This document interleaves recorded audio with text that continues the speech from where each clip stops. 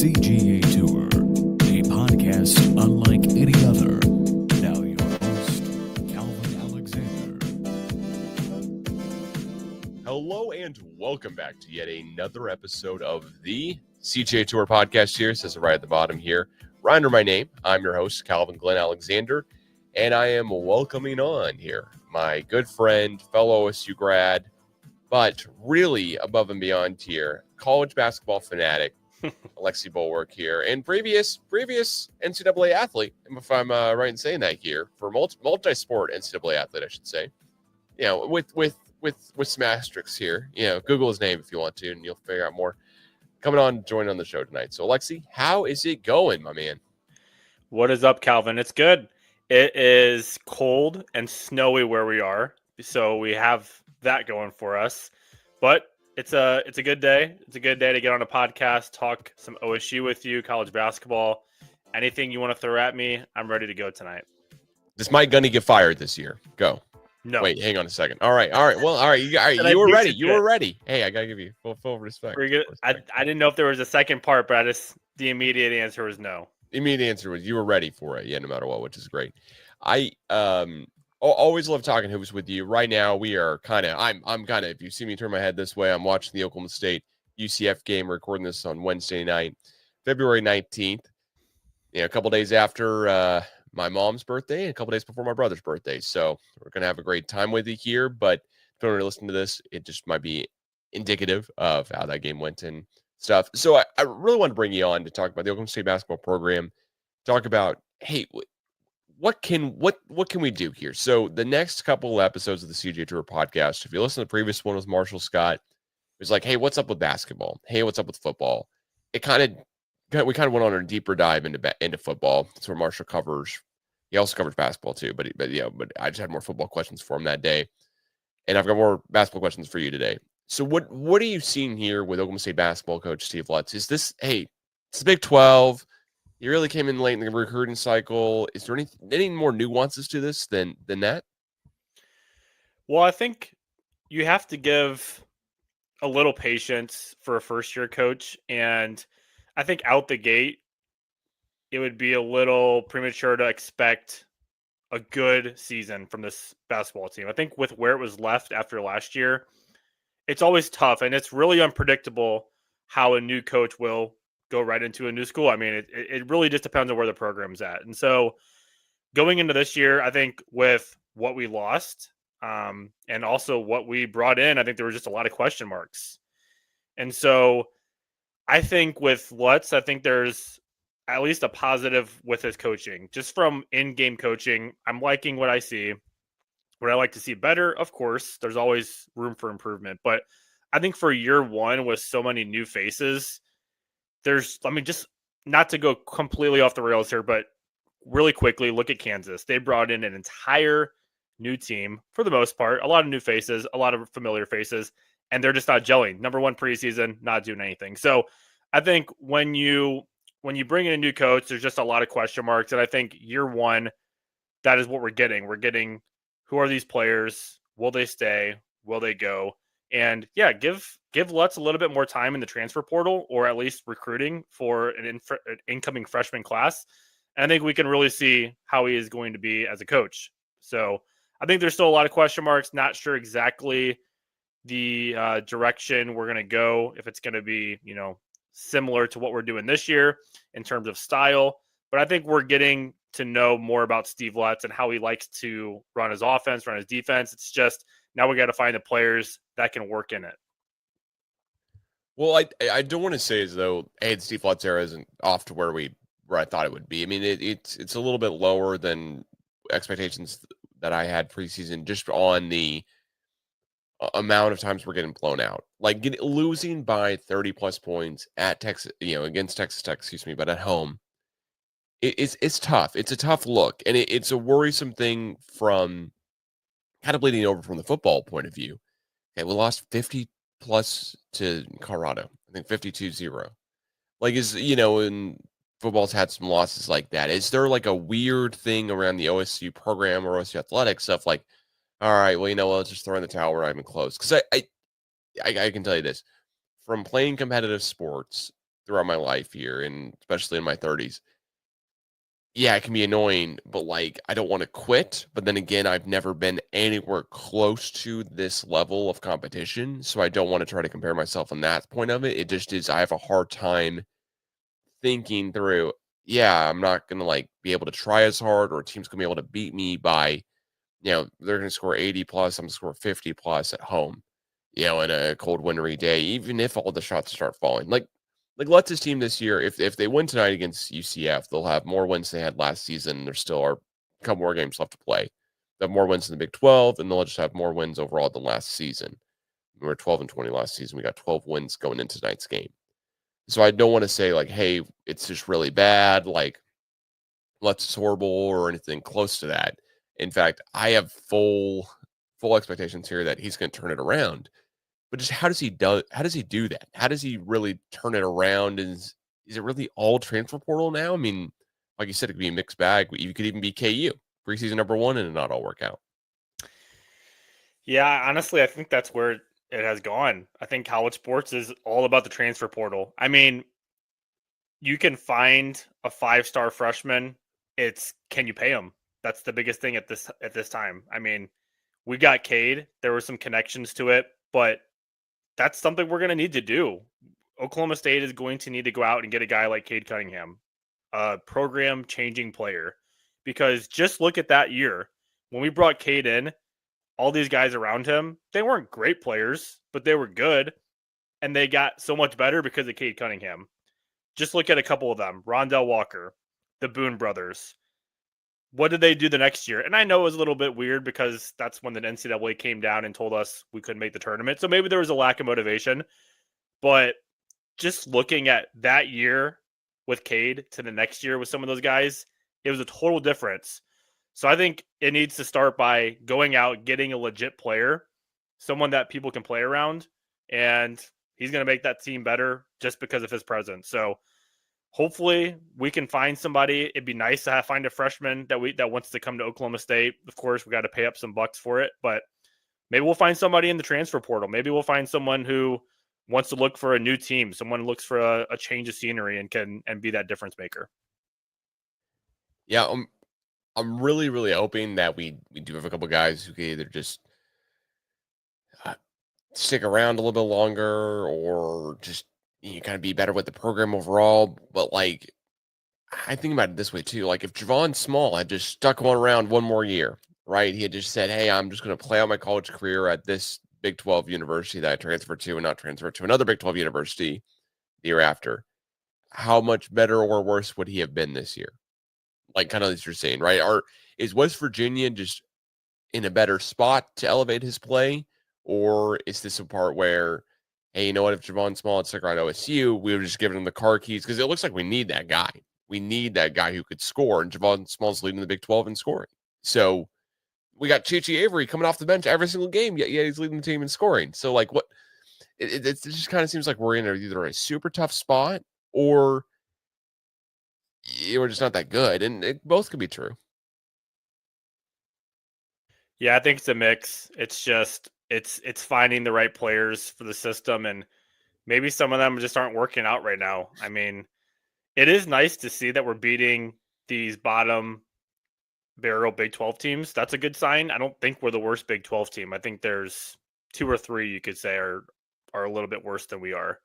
So that's not that that's a good thing to say, but it is a positive that we're not the worst team in the Big 12, because we would know if we're the worst team in the Big 12, and I don't think we are. So that's at least somewhat of a positive. If you want to find any positivity out of this year, is we're not the bottom team in this conference, but it has to be something that you have to find the right players. And I don't think we were able to find it this season. I think we found a couple guys who we could lead into next year and who can come back and potentially make a big difference for us. But we have to go a step higher and find a couple key guys who can take over games when we really need them to.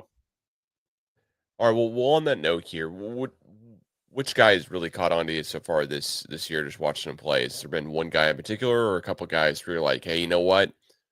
Really, really hope they stick around and don't change locations this offseason? Yeah, well, just from looking at the roster here, I'm just trying to find guys who could potentially come back. I know we're done with Bryce. Bryce is a Yeah. senior, and I think this is his last year of eligibility, right? Yeah. I mean, at this point, I don't think he could even medically register if something Yeah. happened. And I So, think that was almost the same deal last year. So yeah, I right. think he's gone. So he's gone. But just from looking at a couple others, honestly, there wasn't a ton that stood out to me. I mean, a lot of our guys, believe it or not, are seniors. And coming back next year, man, I don't even know who we would have coming back because, again, you have to always worry about the transfer portal. But Dean, Arturo Dean, I mean, just looking at some of his numbers here, he's getting more minutes. Last time out, he played 15 minutes and had 2 points. But there's a couple games that he stood out. He's getting assists. He's averaging in the last 2 to 3 games. He was averaging about 4 to 5 assists a game. 10 points against Houston and Arizona State. So I like the way he has been playing lately. I'd like to see him try to take a little bit step higher in his play, but he's one of the guys I'd like to see come back next year, maybe have a larger role. Yeah, I think if Arturo Dean could come back, that'd be. I mean, he can come back. He's a junior, so. But if he does choose to come back here, that'd be incredible. And I think the guy that Texas Tech transferred in last year to us here this year is Robert Jennings II. He's a junior from DeSoto, Texas. Maybe has some ties here where he'd want to stick around. I don't know. But yeah, I think he could develop a little bit as well too. I mean, he's a 6'7" guy. But you're right. Like most of the roster here, I mean, the guys that I'm like watching currently on the court on the other side of the screen here, we've got Patrick Sumneck, we've got Bryce Thompson, both seniors. Abu Usman, like he's a senior. He's actually played 5 seasons. I just looked at it. The one other guy here that I think would be really nice to stick around is Keller, Martin Keller. If he could stick around too, he's only a sophomore, even though it seems like he's been around for forever just because there's been staff changes and all the type of fun stuff. But yeah, if Keller can stick around here and actually get some quality minutes, I think he'd be a really good guy to bring back as well too. At least he's a 6'3" guard, honestly, because that's a tough deal. Is we're always so short. I feel like there's like a year or two where it's like, oh, okay, we got some type of big guy, but it's like, you know what? Love Mitchell Solomon. We'll always speak highly of him. But like he was a guy who could beat KU on KU's worst day and our best day, but that's it. Like there just wasn't another way that was working out for us, really. But everyone can have that's why March Madness is so much fun because they're not playing a 3-game series or 5-game series or anything at all like that. Just one game and done, so anything can happen. For sure. Yeah. I mean, I didn't really I've watched a lot of OSU this year, maybe not as much as I would like, but it is crazy to see the upperclassmen that we have. I didn't realize we were such a mostly veteran team. I mean, Marcus Avery, Asame, Bryce Thompson, Jennings, right there. 3 out of those 4 guys are seniors. The other guys are juniors. So, yeah, pretty surprising to see such a veteran team. But I'd like to see a little bit more of a mix next year. Maybe a couple freshmen and sophomores, get a couple junior, seniors, and transfer portal. But I think we got to try to find a guy who we can get here that's going to stay 4 years. That's what we don't see often in college basketball anymore. For some programs they do, but we need to find somebody that we know is a really good college basketball player, may not be an NBA type player, but they're going to do well in college and they're going to stay 4 years at your school. I would love to see that because that's how college sports is what I like about it, but it is the transfer portal, so we always have to worry about it. Yeah, we really always do. And I think about it this way too. Steve Lutz, when he came into Western Kentucky, he was only there 1 year before being at Texas A&M Corpus Christi. And when he was there that 1 year, he had a bunch of guys transfer in just for that one season as well. Now he wasn't able to bring any of those guys over to Oklahoma State. That was at Western Kentucky, and maybe he didn't want to. I mean, I would assume he would want to bring his guys over, especially the guys who've been coaching already for a season. But I do think that he's a pretty darn good recruiter, especially in the transfer portal when given the time. He was hired later in the coaching cycle. I do try to bring that up because we're trying to make sure we got the right guy in house, and I don't want to have a Brad Underwood guy or anything like that anymore, right? So that makes me feel a little bit better. But man, some of these games that we've lost here really just when the main thing I think for me is that like our first Big 12 win of the season is against K-State. Grant's at home, but it's like by 13. It's really good. but then we lose at K-State later on by by what, 28, 29. So it just seems odd. I mean, and K-State's on fire. They should have been doing better. They shouldn't have lost to us probably, but man, just the tale of two different games here within kind of just a couple weeks apart is crazy to me. Just look at our home and road splits. We are a completely different team at home. And in college sports, you see that a lot. You see a lot of college teams who are just better at home and just awful on the road. And Oklahoma State might be the perfect example of that. Now, we wouldn't say that for Saturday, this previous Saturday when we got ran out of the gym by Texas Tech, but that's where we're getting all of our Big 12 wins. I don't think we have a Big 12 win on the road. It should have been against TCU. That was a very unfortunate loss. But yeah, on the road to West Virginia, we lost by 19. They lost by 21 to Utah. Oh my gosh, 16 to BYU. 10 to Texas Tech on the road. That's surprising. And then, yeah, just to Kansas State by that. So it hasn't been pretty on the road this year. At home, much different. That's where we're finding our wins. So hopefully we can snag one outside of, some of these bottom teams. I guess we only really have 2 more opportunities to win at home against somewhat good teams. Cincinnati is okay. And then, of course, a top 10 team like Iowa State would be pretty cool. But yeah, that's where we're probably going to find our wins. Yeah, I mean, we have 3 more road games coming up here. This Saturday against KU, which if I had to bet, they're going to throttle us just because they need a bounce back game. Their jerseys look horrible. They're going to be trying to just, take all the demons out against us, and we've got to be the one who plays them after they have a historic loss against BYU. But who knows? Maybe we're kicking them when they're down. I mean, I'm willing to be one heck of an optimist here for sure too. And then at Baylor, hey, you know what? I wouldn't have preseason picked us to beat Baylor, but they're not having the greatest season ever. And then we play at UCF for the last away game of the season. And heck, that seems winnable because tonight's currently seems winnable. So I'm not going to count anything. We're up by a 9 here with 7:56 left in the first quarter. So I'm not trying to count anything yet. It just seems like we're in an uphill battle. Do you think this is more like conference focused as well too, where it'll take us a little bit longer to come back just because the conference is that tough night in, night out, or we find some silver lining, a little bit of Lutz magic maybe, and be better off next year where we really take a jump?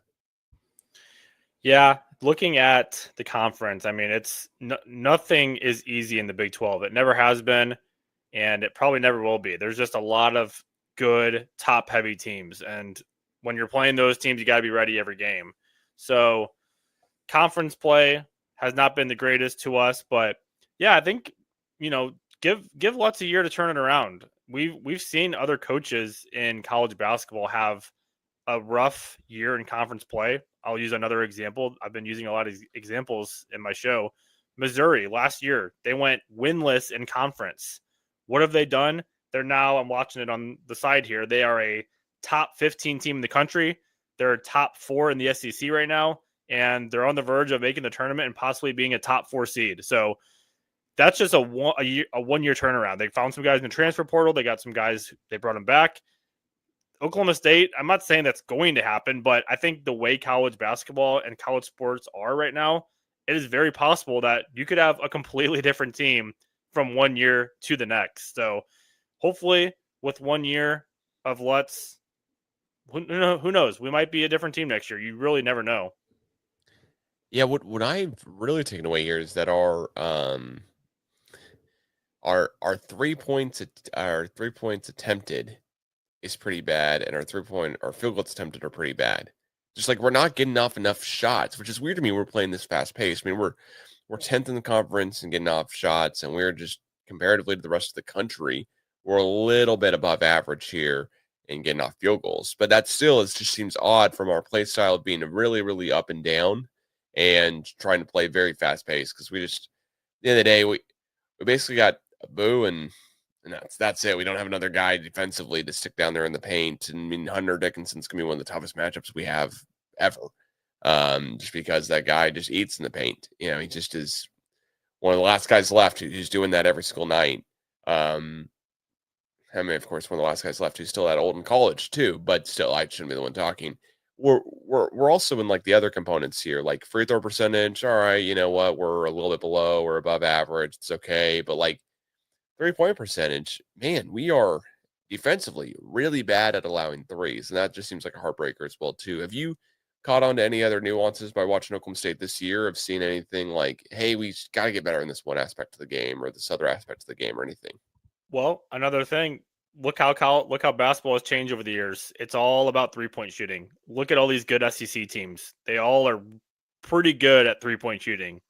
And that's just something you're going to need. You need shooters.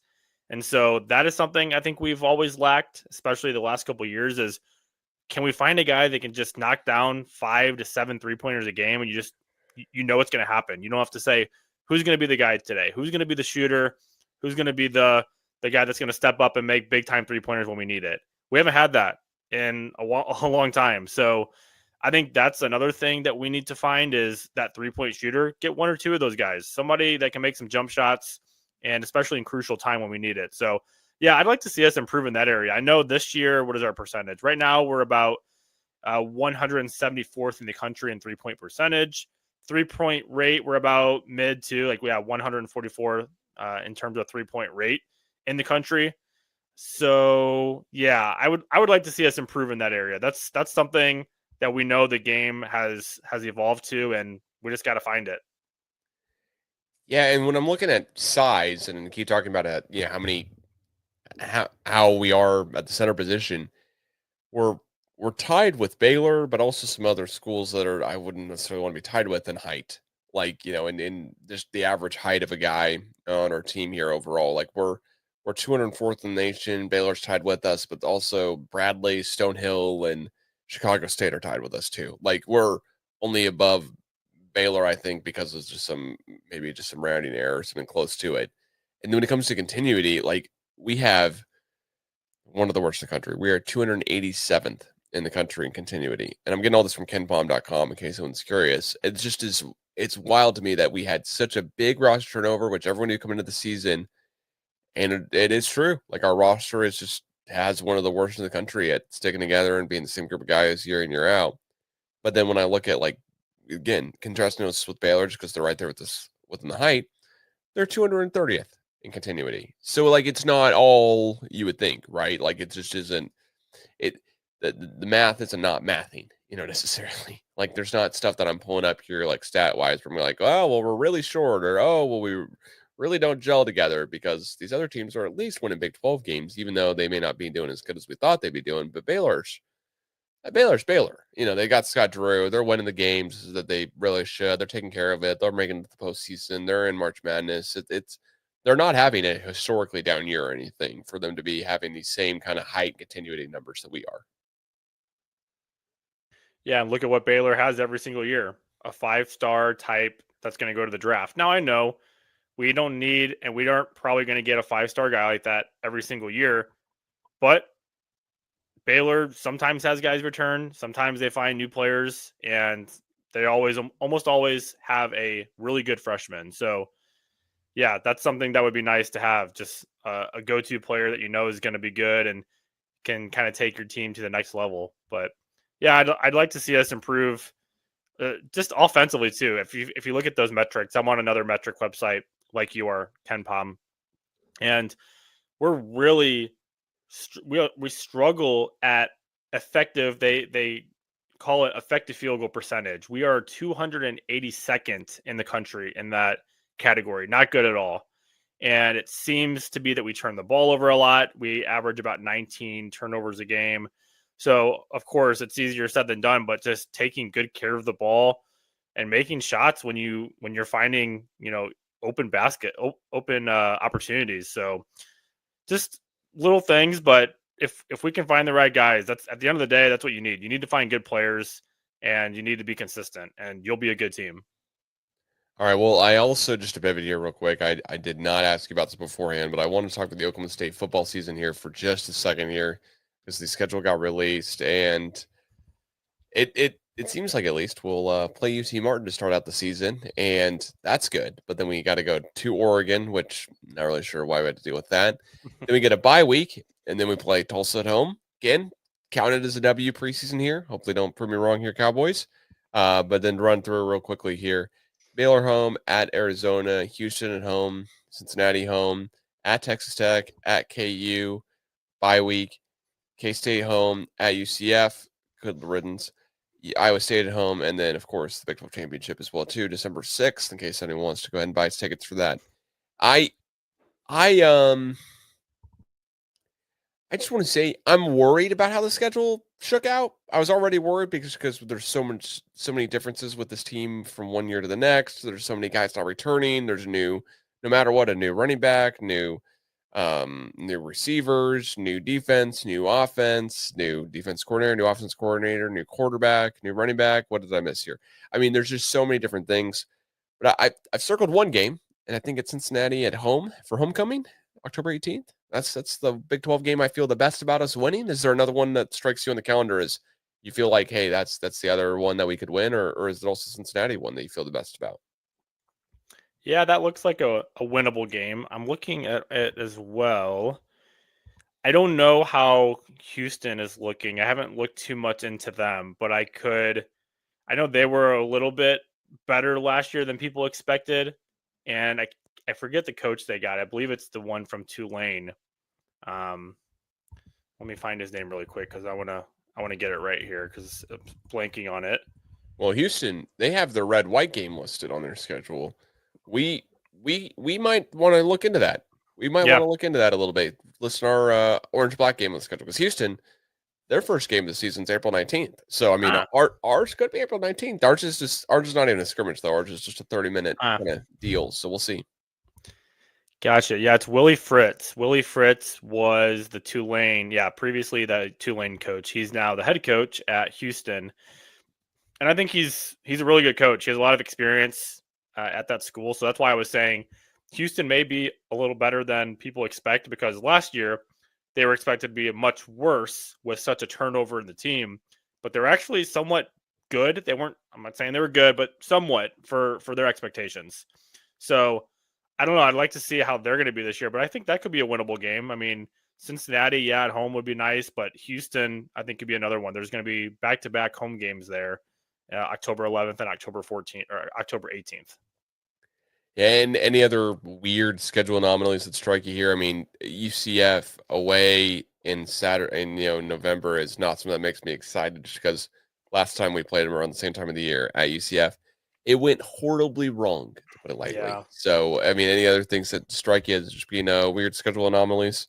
Not really. I mean, we're starting on a Thursday. I feel like usually we start on a Saturday, but there's been a couple times where we'll start on a Thursday, I guess, over the years. So we get UT Martin on a Thursday for opening weekend, I believe. And then, yeah, that Oregon one, I remember looking ahead at Oklahoma State's non-conference schedule, and I always saw that Oregon game there, but it crept up on me. I did not expect it to be this soon. I was like, wait, we're playing Oregon this coming season? That's crazy. Like, I totally forgot about it, which is even crazier to say. I think it's going to be in like 3 or 4 years that we're playing Alabama. That's going to creep up on us really quick too. We had that. I think is it a home and home with Alabama? Yeah, I want to say it's a home and home with Alabama. Yeah, let me hang on, double check that here.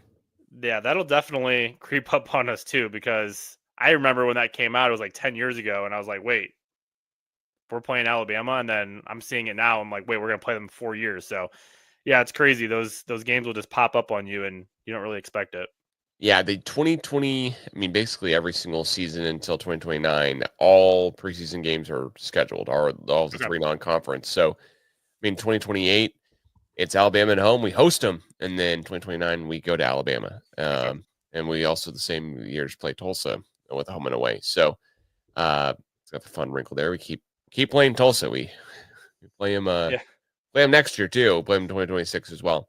Nice. And then 2027, and then 2028, of course, and 2029, and 2030, and 2031. We stopped playing Tulsa in 2032, at least currently scheduled. So we'll see if we just add them in. Otherwise, we're playing Tulsa like they're a conference opponent until 2032. Right. I look back on last year's season and go, man, what went wrong? Everything went wrong, though, in my opinion, just from the jump. And that's in football. That could also be said in basketball. But last thing on football here, is there one game that you go, you know what? I'm just not even going to turn it on. Like, there's just, hey, I have no hope we win this one. If we did, it'd be a huge upset. Is it the Oregon game, or is it maybe some other game? I mean, that's kind of my deal here. Yeah. I mean, I'll definitely I tend to tune in until I see how bad we've become. I mean, I'll always watch OSU no matter what. But if there is a game on our schedule that I think could get ugly, I'm just looking at it. Yeah, I'm trying to go with the whole betting theme here. Of the first question was like, which would you put $10 on? Of like, hey, I expect us to kind of win, but I'm going to throw in $10 because I'll hopefully get an extra $5 back. Here I'm going, which would you throw $1 on? Because you're like, there's no way we're winning this. I'll waste $1, type of deal here. But I'd love to watch it because at the end of the day, it's an Oklahoma State podcast for Oklahoma State alums. Like, I'm going to watch every single game. Now, will I love watching every single minute? I don't know. Last season definitely took its toll. I got some more gray hairs than I wanted, but you know what? 31, so it's only 1 or 2 gray hairs to talk about anyways. So for sure. Bad. I mean, yeah, just looking at the schedule, I mean, honestly, we don't have I don't know much about Arizona coming in, Texas Tech, Kansas. It's weird. The road games, just at first glance, don't seem like the hardest. Like, we're not going to K-State, who always seems to get us there. We're not going at Baylor. Not at Iowa State. All those are home games this year, which is nice. I guess the one I would throw out there, because they've improved the last couple of years, and I believe they have Jalen Daniels back, would be Kansas. I feel like they've had our number the last couple of years. Maybe Texas Tech. Texas Tech seems to be a team we battle with quite a bit, and if their defense can make stops, then their offense usually has a lot to put up there. So, yeah, I'd say probably those two are the biggest, but I would probably point more toward Kansas. I feel like Kansas should be pretty good in the Big 12 next year with what they're returning. Yeah, that makes sense. I think it's real weird that we're talking about Kansas possibly, Isn't that crazy? being the team. Yeah, but you know what? I guess you get a new stadium and everything changes. I don't know. That's right, new stadium, yeah. A new stadium for them. So this might be the last year they're playing in Kansas City, or they might have already played their last season. I kind of forget here, so I'll try to update you before the end of the show. I do want to, of course, ask you here about March Madness, the Big 12. Who are you watching night in, night out? Like, which Big 12 school are you like, you know what? I got to see them play more basketball. It's just so much fun. Or, hey, I've got them picked to maybe do something real big in the tournament, or just kind of an early team to watch here. Yeah, good question. Well, number one, Houston is great. I got to give them a shout out. But I'm going to go a little bit somewhat deeper here. It's not going to be surprising to some people, but I really like Texas Tech, and they are coming off a loss at TCU. At this point in the season, you're going to see these teams lose, especially on the road. So I'm not too surprised to see that loss, but I really do like this Texas Tech team. Their defense is good. They have a nice offense. There's 3 guys, I believe, that are averaging in double figures. Yeah, JT Toppin, Darian Williams, and Chance McMillan. 3 really good scorers. And I think if you're looking for a value, like especially just a team that you may not expect the normal person, like in college basketball, not want to call them a casual, but someone that just checks in every so often, they might see Texas Tech. Yeah, they're a good team, but I think they could take the next step and get to a Sweet 16, Elite 8, potentially a Final Four, depending on their path in the bracket. You never can really say what a team can do until you see that bracket, because sometimes these teams have really tough paths. So, yeah, Texas Tech is going to be a team I look out for when it comes to March Madness. I'd like to see their path, because if it's something that is somewhat easy or just a good chance for them to get deep, I'm going to be picking Texas Tech. I think there's a lot of value there with them. All right. Well, did look it up real quick here. KU football plays at home this next season. Tickets right now for that Oklahoma State game, though, are $300 plus dollars, because they have not yet really gone on sale for KU. So, just more this from TickPick. StubHub doesn't even have anything for sale. I do want to ask, though, is there a Big 12 team that you think, maybe it is KU, as I already alluded to, that has a lot of hype, but it's just not real? You see them falling apart at the seams. They're one of those teams where you go, yeah, if they have a tough 4-13 matchup, 5-12, 6-11, Yeah, I mean, I'm not asking you to pick a 15-2 upset here, hopefully, Sure. or, necessarily even a 3-14, but anything like that here that you're jumping out to you. Well, let me just really quick tell you, I'm totally out on Kansas. I think they're done. I don't think they're coming back from this. They lost by 40 to BYU. I probably like 30 something, but I want to say 40 because that's about what it felt like. Kansas is done. I just don't see anything with them, and I'll be completely fading them come the tournament. So I'll just say that right off the bat. But a team that I would say, if they make the tournament, I could see them being like a one and done. Is that what you're saying? Yeah, basically, yeah, you see them as upset potential. Yeah. Like, hey, I just have no faith in this team. I mean, they won't be ranked super high. I don't even know what their latest bracketology has them at. I think they would be about a 7 seed right now, 7 or 8 seed. So, but I'm not liking this Baylor team lately. Baylor's kind of fallen off a little bit. They had a big injury. One of their big men got injured. So they've been without him. They just lost at home to Arizona. It looks like they're winning, losing. So they can't really find any consistency. Now they do have a really good scorer. That's VJ Edgecombe. He's really, really good. Freshman guy who should be in the draft next year. I do like him, but I think Baylor lacks a little bit of depth. And when it comes down to it, I don't really have much faith in them to make a run this year, where in previous years, I really do like Baylor, and I think they can make some noise. This year, I think they'll be pretty quick to be out of this tournament. I could see the first or second round if they even make it there. Gotcha. All right. Well, what about the Big 12 championship? Like, are you picking, Baylor also to lose out earlier in the Big 12 championship, or you picking Houston to win it, or what are you thinking? I think that's going to come down to 3 teams. Now, in these conference tournaments, obviously anything can happen. So you can't. You have to expect they say expect the unexpected, especially in March. March is crazy time. But the 3 best teams, I think, in order are Houston, and then I think very, very close Iowa State and Texas Tech. I'd be shocked if one of those teams don't win the Big 12 tournament. I would say the favorite to me is Houston, just top to bottom, and then defense and the type of scorers they have. Houston's really good. It's going to be hard to take them down in the tournament. But I would also say Iowa State. Iowa State's another great team. They're well coached, good defense. I do worry about their offense, though, at times. I think their they sometimes lack a go-to scorer and a guy who can just get buckets when they need to. So a little bit worried about Iowa State in that area. But, yeah, I think those 3 teams would be the favorites to win. And if I had to choose a team right now, it'd be Houston. And then right underneath them, I'd say Texas Tech. All right. Well, now I got to ask you here the real fun question for Oklahoma State fans. What is going on down south in Norman with Porter Moser and the OU team here? And this is again, I know we're stat central here for the CGA Tour. Who would have thought it?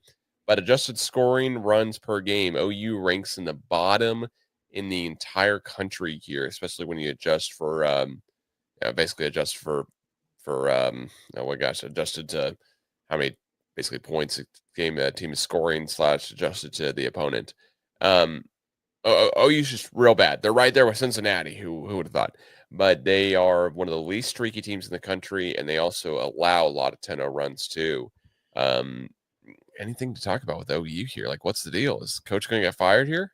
Man, it seems like it. It really does. And what's so weird about OU, and I think a lot of people who watch college basketball could say they probably weren't as good as their non-conference schedule said they were, because they went into conference play undefeated. Now, what's surprising about it, though, they beat some good teams. They beat Arizona, they beat Michigan, and they beat Louisville. Those are 3 tournament teams, 3 pretty good tournament teams. Arizona's pretty good, Michigan's really good, and Louisville, I think, is up there as a potential team that can make a run. But they were undefeated going into conference play. So when you look at the metrics, I think that might be what tells us they were a little lucky at times and maybe just not as good, because their defense is what makes them struggle the most. They're 88th in the country in defense efficiency, and that's just not going to cut it in this loaded SEC. You see these offenses, Kentucky,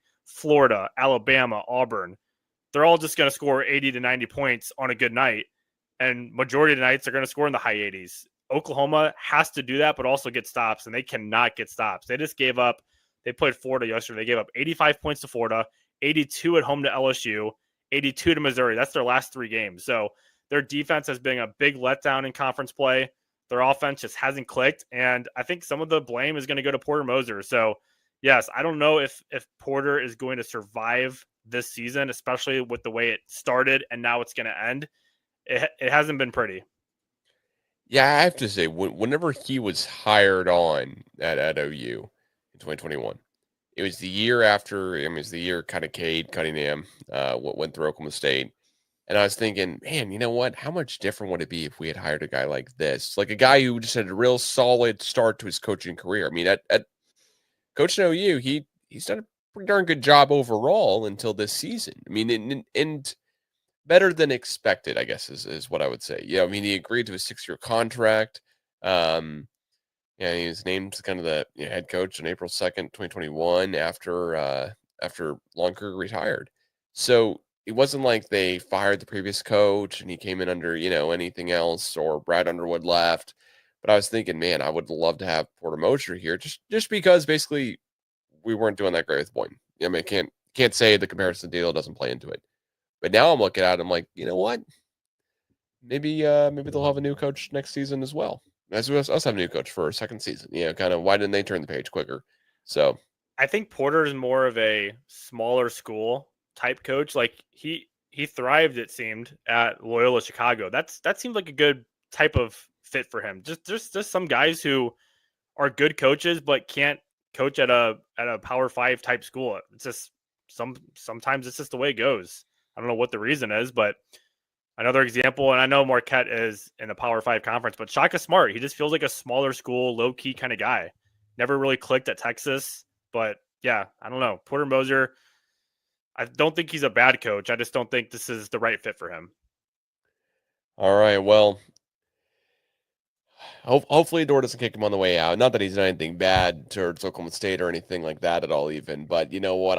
I'm not a fan of Oklahoma school, of the University of Oklahoma, because half the time ESPN has a hard time of pointing Oklahoma State. I mean, it's like, oh, and then there's Marcus Smart playing for Oklahoma. And I'm like, well, yeah, he's playing for Oklahoma State, or he's playing for the, I mean, like, you could just add that one more word and we'd all be happy. But no, they can't do that. Porter Moser also, with his tenure at OU here, he's done okay. He hasn't made the tournament, so I do want to walk back a little bit here. But like last year, he went 20-12. That's pretty darn good. And they're ranked 7th in the AP poll at one point. This year, they're ranked 12th in the AP poll at one point, which is just wild to think about. Whenever he's probably going to get fired at the end of the season, and through his first 2 seasons, he was 500. Barely over 500 the first year, and barely under 500 the next year. So, you know what? Just kind of eat my words here a little bit, but just know that, you know what, Oklahoma State, we're on the rise here. We're doing great. I do want to ask you, is the addition of Arizona and Houston to this conference make it where year in, year out, you're still thinking the Big 12 is the best conference overall, or is the SEC kind of biting back a little bit, especially with a really good SEC conference this year?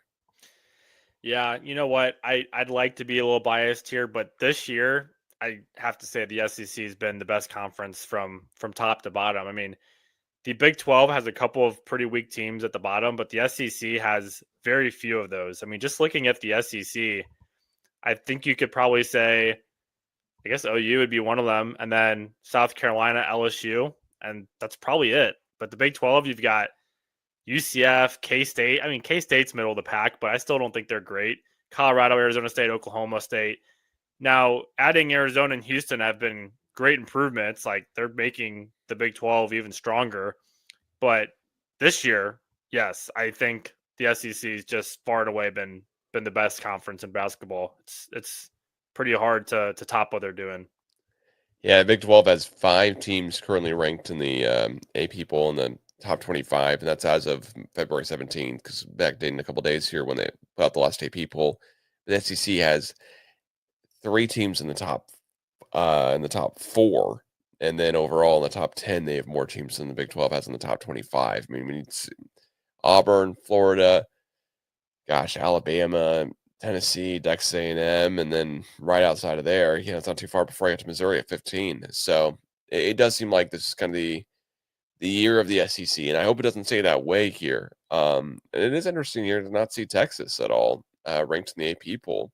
Kind of a wild deal whenever they are second all time in Big 12 wins, and they're not relevant here in the SEC in this year at least.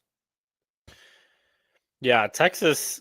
Just to speak on them really quick, I don't think they're as good as maybe some people think they are. They're 5-8 in conference.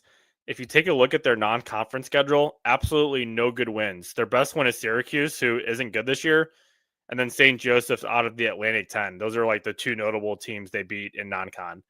Outside of that, there's nothing good on their non-conference schedule, and their wins in conference play are to Missouri, A&M, and most recently Kentucky. I just don't think they're, in my opinion, I don't think they're a tournament team. They might get in, and apparently a couple people think they're in just on the bubble. But yeah, Texas is a team I think is a little bit overvalued and don't deserve to be in the tournament.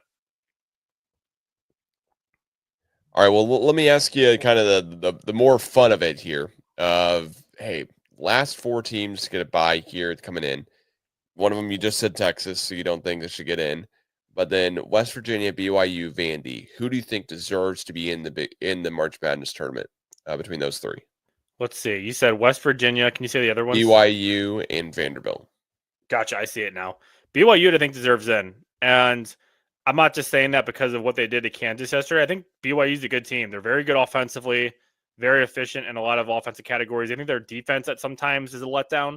But BYU, well coached. I'm trying to think of the name, Kevin Young, who came over from the NBA to coach now at BYU. Their offense is what really does it for me. Their 3-point shooting is really good. Their 2-point percentage from the field is nice.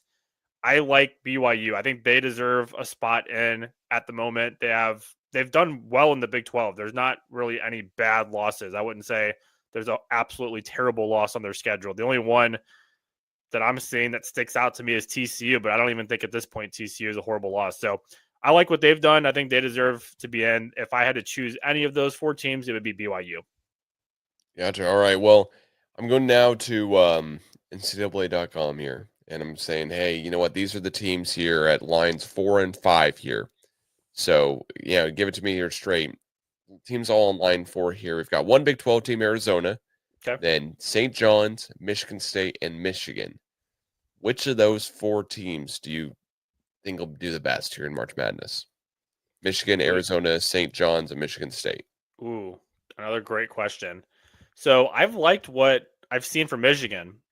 They have, here, put you on the spot.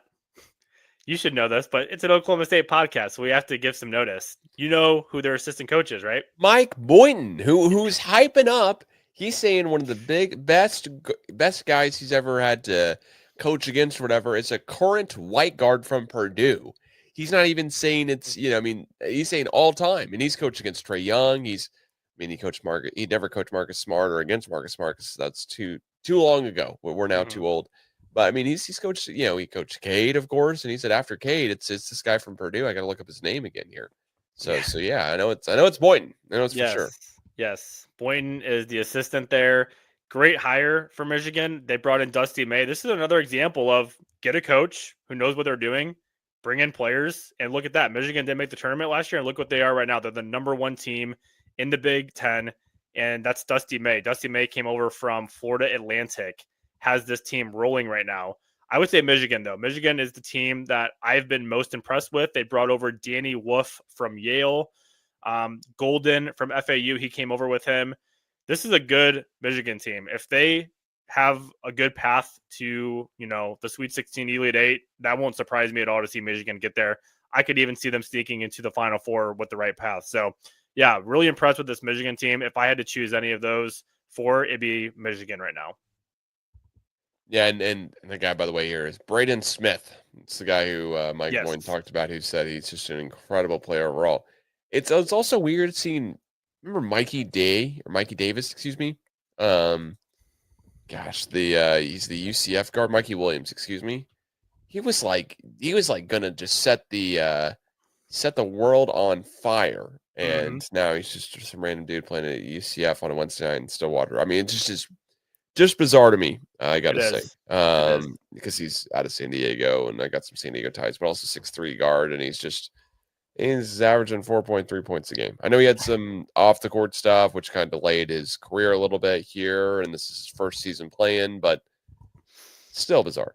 I have, before you ask me more question, but because you brought up a player, I got to ask you this. This is a great trivia question. I want to see if you know. So there's a player who was on that Cade Cunningham team, and I thought he was really good. He was a freshman at the time. You'll remember him. His name was Matthew Alexander Moncrief. Remember him? Yeah, Yeah. Matt. Yeah, he was like the number one player out of Canada. We had the number one player out of USA and number one player out of Canada. Yeah. My trivia question to you is, do you know who he currently plays for? Because he still plays college basketball. Oh gosh, is it like San Francisco or hang on? It's out that way. Okay. It's like out in the West. But is it a Power 4 school or no? Mm-mm. No. Okay. It's like, oh man, I really want to guess like, gosh, UC Irvine or something. But can you give me a state? How much of a hint can you give me here? I'll give you another hint. Okay, so you said San Francisco. So think of another. So you know San Francisco 49ers. Think of another team in the NFC West. What's another team in there? Seattle. Yep. He plays for man. Seattle University is averaging 14.8 points a game, 9.7 rebounds. So seems to be their best player. But yeah, Seattle. Isn't that crazy? It's so sad. Yeah, it's crazy. I thought he was going to be like, one, he's still in college and Cade's got his second contract. Like, Cade was a freshman the same year. They were both freshmen. Isn't that funny? Still in college and Cade's getting his second contract. Like, that's crazy. One, also, in the new world of the NIL, go get a bag. Like, I'm not judging you at all for staying in college. Yeah, I'm just thinking it's just like, I got a lot of feedback from doing my 6th year at OSU. Sure. I feel like now it would have gone over differently. It would have been like, you're trying to screw the NIL bag. Like, those have been the jokes. Instead of like, oh, you couldn't graduate, it'd been like, oh, you're trying to screw the NIL bag. I mean, I just feel like there would have been different conversations here. I got a lot of the flack from that, just really from friends. Man. Well, family was fully on board with all the degrees and everything. And sure. Getting to, hang out and talk with you randomly on, weeknights here, living at the Stillwater Flats here. Shout outs. But, I know there's a couple of guys here that have really, really high draft potential, but there's two guys here who playing for Rutgers right now who, what mock draft you look at, they're top 5. It's Dylan Harper and then Ace Bailey. How good is Rutgers? They got 2 guys projected top 5 lottery picks in the NBA. How is Rutgers not like the team we're talking about every single night? Yeah. Right? I think they've been probably one of the most disappointing teams in college basketball this year just because of what they brought in freshman-wise and what the potential is for those 2 players in the NBA. I mean, yeah, you said it, Ace Bailey, Dylan Harper, and you're sitting at 4th worst team in the Big Ten, 5-10 overall, or 5-10 in conference, 12-14 overall. Coming in they're playing tonight, but they've lost 3 straight games. I know Harper missed a couple games due to injury or being out with the flu or something. I forgot exactly why, but yeah, disappointing for Rutgers. You would have expected to see them maybe top 7 or 8 in the Big Ten at the very least, and they're just bottom of the barrel in there. So I would say very disappointing for this Rutgers season. Well, and on the other hand here, we do have a team that we're always talking about when it comes to college basketball. In fact, if you're not talking about him, I think there's going to be a way that we are talking about him because you're talking about him. If you're talking about JJ Redick and the Lakers, you're talking about Duke. If you're talking about Zion Williamson, we're also talking about it ripping his shoe open at Duke. So this also brings the Duke question here. How good is Duke possibly? They have 3 guys here who are top lottery guys as well too. And forgive me, I'm pronouncing this wrong here, but I think I got the phonetic pronunciation. Knuppel. Yes. Kamen Meliku, and then of course they gave me a toss beer for the last name, Cooper Flag. So yes. I appreciate the chuckle. I just how good is Duke? Like, are they going to win it all? Are they going to win everything? What are we thinking here with Duke? I've been doing a couple of college basketball. I'm on Twitter, X, whatever, and sometimes we do college basketball spaces. So I discussed this the other day. I said, if I had to take 2 teams right now that I was absolutely going to put into the Final Four without even thinking about it, it'd be Duke and Auburn. And that's not going to be surprising by a lot of people. But Duke and Auburn have been 2 of the best teams that I've watched top to bottom, good coaching, good roster, benches there, really good free throw shooting team, offense and defense. They have everything that you need to make a run in March. So again, March is random. Who knows what's going to happen? But yes, I think Duke absolutely has the ability to get to the Final Four and to possibly win it all. And it all starts with the freaking best player, one of the best players in college basketball. That's Cooper Flagg. Cooper Flagg is a stud. He can get to the rim. He can make big shots. Yeah, Duke's legit. I know the ACC is watered down this year. I talked about that. This is not a good conference compared to other years, but I don't care. They're still a good team. They've already beaten Auburn. Now, that was the game at home this year, but they beat Auburn 84-78. I'd love to see a rematch of that at some point. That'd be cool. But yeah, Duke, legit. I would put them in my Final Four right now if I had to choose somebody. Yeah, I'm trying to look up here just statistically wise, like the leader in the country is here and just points overall. And Cooper Flagg he's not top. I mean, there is a guy who goes play for Villanova. Eric Dixon here is 22.9 points a game, which is wild to me because you would think it'd be a team, like Jacksonville State's number 3. They've got Jaron Pierre Jr. I would think it'd be a guy like that who would just be a do-it-all, plays at a smaller university, though, beats up on lower competition, but they just run it all through him. Instead, Cooper Flagg here is, granted, 19 points a game. Like in the NBA, we wouldn't be talking about that much, but in the NCAA, of course, he's 26th in the country here and just averaging points a game. Is he that good? Is he like in guys you've seen playing college basketball? How does he rank against like the Zion Williams or the Lonzo Ball of some big names here, or how does he rank against? Yeah, I mean, we never saw Wembanyama play college ball, but how does he rank against Cade Cunningham? He's similar size, which is wild to me too, even though they play completely differently. Similar size.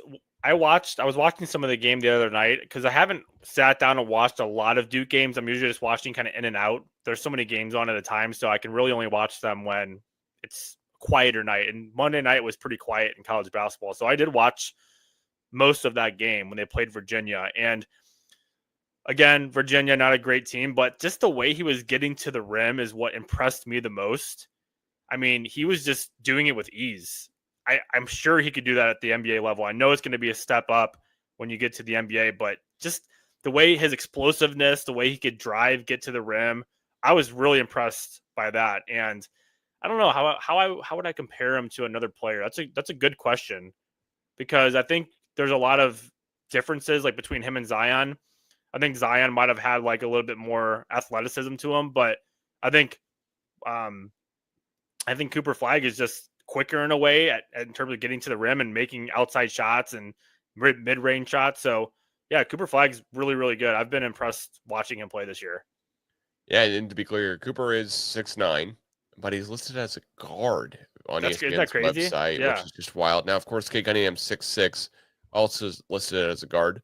Got a trivia question back for you here. Which one weighs more? Ooh. And it's kind of what you would think. It's a trick question. Okay. Cooper Flagg. So you said he's 6'8"? 6'9". 6'9", sorry, now, 6'9". We've got the Duke stats. So is he really 6'7"? Is he 6'9"? You know what I mean? Right. Like you're always going to inflate that. I mean, I could see. I feel like it's tricky. So I'm going to say Cade Cunningham weighs more.